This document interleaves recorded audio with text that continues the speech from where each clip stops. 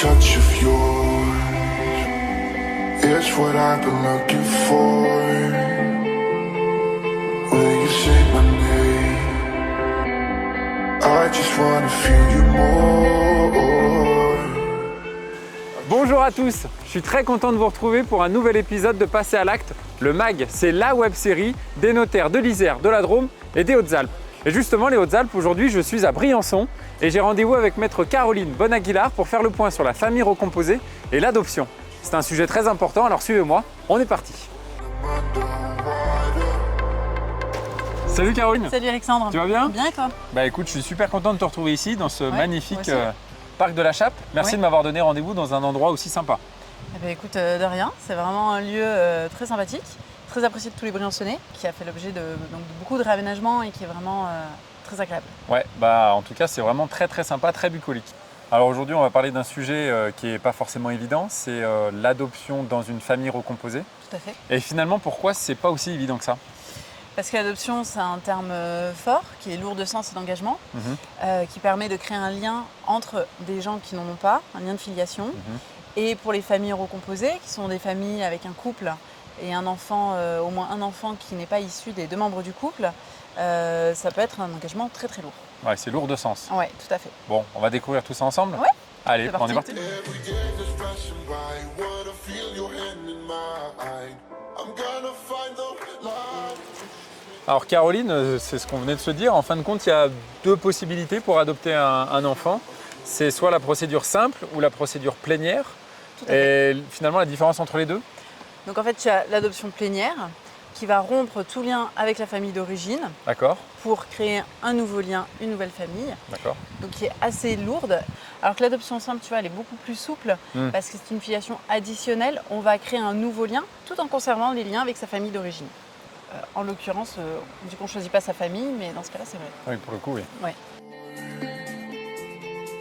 Will you say my name? Bon, moi, Caroline, j'ai bien compris que l'adoption simple, c'est comme son nom l'indique, plus simple, Ouais, plus c'est ça. souple. Finalement, concrètement, qu'est-ce que ça change au quotidien? Alors, au quotidien, ça va avoir plusieurs conséquences. Tout d'abord, ça va permettre de donner le nom de famille de l'adoptant à l'adopté. Le nom de famille va venir s'ajouter à celui de l'adopté. Donc on est toujours dans cet esprit D'accord. d'addition. Donc je peux garder les deux noms Oui, finalement? tout à fait, c'est Ok. ça, c'est ça.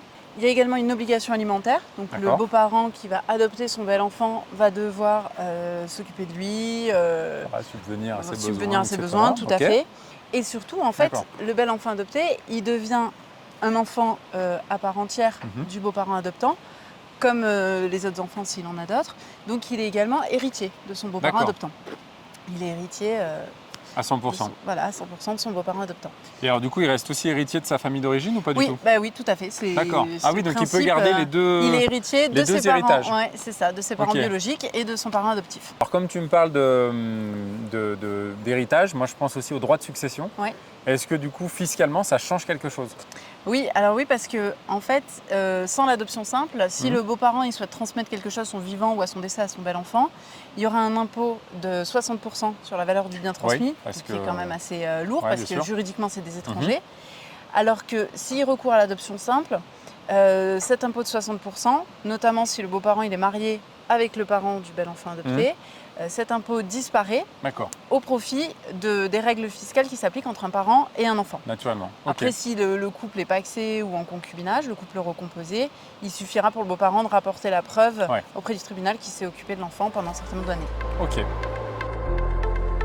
gonna try to feel the heat in the cold. You're making it harder. Alors Caroline, tu m'as bien expliqué toute cette partie technique. Oui. Après, j'imagine qu'il n'y a pas que ça. Quand les gens poussent la porte de ton étude, c'est sans doute qu'il y a eu aussi un gros chemin Oui, tout à fait. psychologique pour en arriver à adopter du coup son bel enfant. Tout à fait. C'est vraiment une réflexion qui a été menée par la famille recomposée qui souhaite consacrer une relation existante.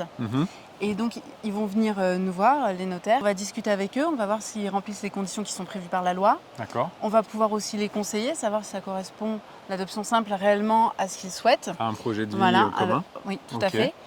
par exemple, si le bel enfant est mineur, on va peut-être leur conseiller d'attendre la majorité D'accord. du bel enfant parce que quand l'adoption simple est prononcée, il y a un transfert de l'autorité parentale des parents biologiques au profit du parent adoptant. Ouais, donc c'est peut-être mieux c'est d'attendre que- voilà, c'est peut-être plus simple. Ok. Donc c'est souvent pour des beaux enfants majeurs que ce sera plus intéressant. Après, une fois que on en a discuté et que tout le monde est partant pour l'adoption simple, à ce moment-là, on va leur faire signer un acte qui est un acte de consentement adoption entre l'adoptant et l'adopté. D'accord. Et après, la famille recomposée, on peut les accompagner au titre de notre devoir de conseil. La famille recomposée va déposer une requête auprès du tribunal, D'accord. auquel sera joint notamment l'acte signé chez le notaire. Ok. Et là, du coup, c'est le juge qui décide. Et c'est le juge si ça ensuite se fait ou qui pas. va valider ou non l'adoption simple au Ok. regard des documents.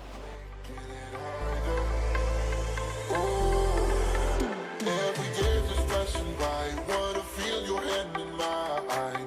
I'm gonna find the light, it's just making me shine.